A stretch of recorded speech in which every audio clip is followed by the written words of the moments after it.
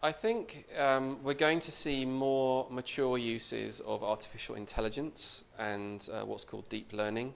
It's the same technology that is powering driverless cars.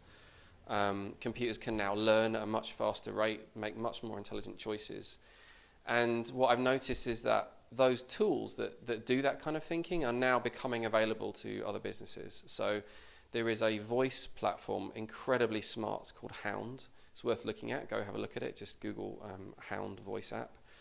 And they've just released an API. So you could build in the Hound API into your product. So if you were somebody like ASOS selling clothes, you could do your searches that way using Hound. So you could say, show me all the red dresses in size 6 that are on discount. I don't know. I mean, you make up the scenario.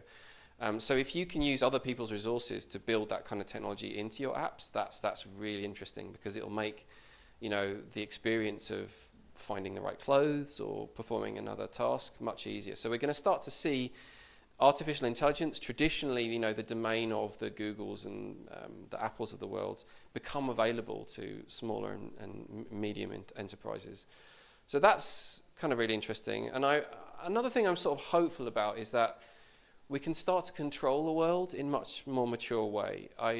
If you look at sort of Apple Pay on the watch or on your phone, what it's hinting at is that actually the interface between lots of other objects in the world and our digital devices is fairly immature, right? Like, we generally don't, use our phones to control our light switches.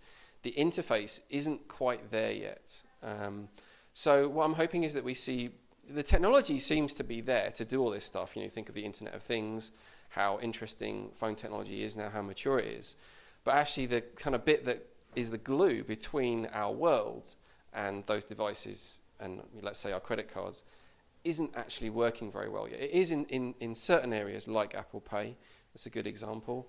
But for a lot of the other stuff that we do and use around the world, it isn't very mature. In fact, we're sort of a good analogy that somebody I really respect, Scott Jensen, a designer at Google, said. He said it's like when cars had tillers. So the first cars that were developed, you would steer them with a tiller, right?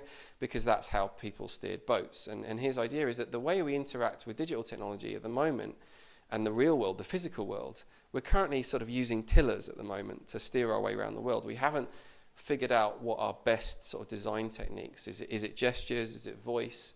What are those ways in which we will interact with the world? It seems like the technology is there, but the actual methods in design of interacting with our world generally aren't. They're quite immature. So I'm hopeful that we see some more interesting developments on that front.